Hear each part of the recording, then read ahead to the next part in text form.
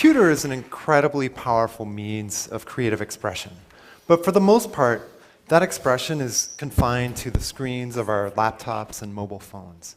And I'd like to tell you a story about bringing this power of the computer to move things around and interact with us off of the screen and into the physical world in which we live. A few years ago, I got a call from a luxury fashion store called Barney's New York. And the next thing I knew, I was designing storefront kinetic sculptures for their window displays. This one's called the Chase. They're two pairs of shoes, a man's pair and a woman's pair.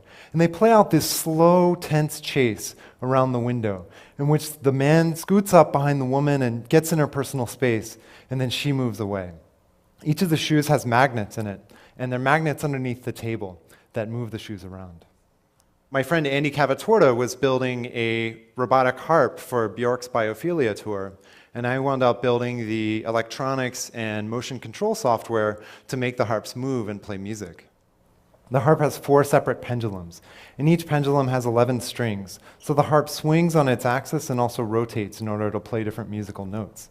And the harps are all networked together so that they can play the right notes at the right time in the music. I built an interactive chemistry exhibit at the Museum of Science and Industry in Chicago. And this exhibit lets people use physical objects to grab chemical elements off of the periodic table and bring them together to cause chemical reactions to happen. And the museum noticed that people were spending a lot of time with this exhibit. And a researcher from a science education center in Australia decided to study this exhibit and try to figure out what was going on.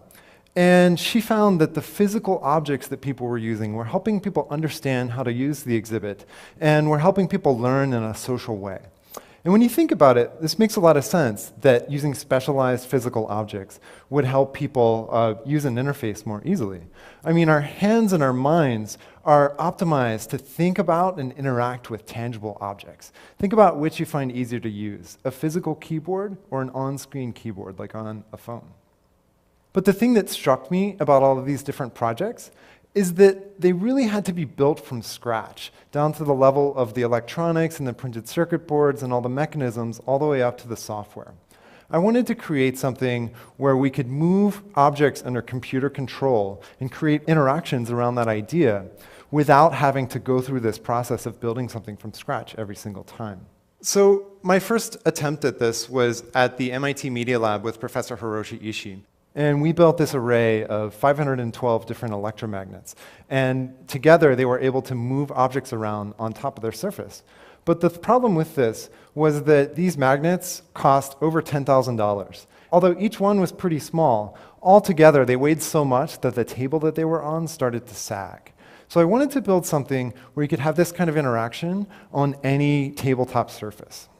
So to explore this idea, I built an army of small robots. And each of these robots has what are called omni wheels. They're these special wheels that can move equally easily in all directions. And when you couple these robots with a video projector, you have these physical tools for interacting with digital information. So here's an example of what I mean. This is a video editing application where all of the controls for manipulating the video are physical. So if we want to tweak the color, we just enter the color mode, and then we get 3 different dials for tweaking the color. Or if we want to adjust the audio, then we get 2 different dials for that. These physical objects, so here the left and right channels stay in sync, but if we want to, we can override that by grabbing both of them at the same time. So the idea is that we get the speed and efficiency benefits of using these physical dials together with the flexibility and versatility of a system that's designed in software.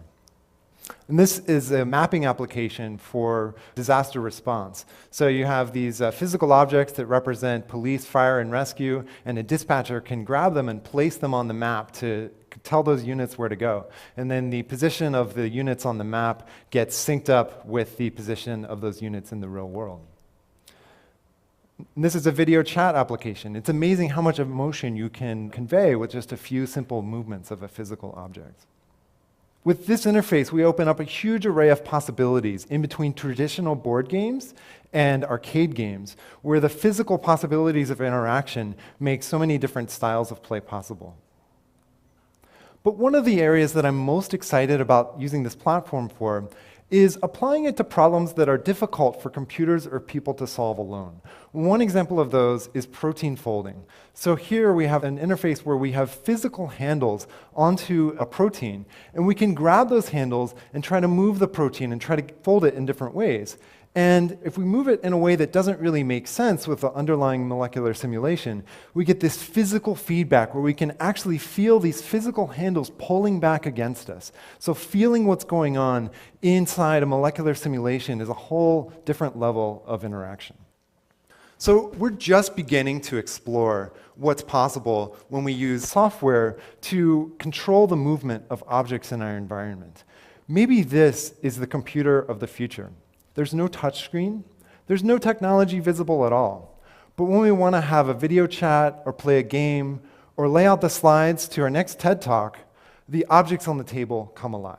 Thank you.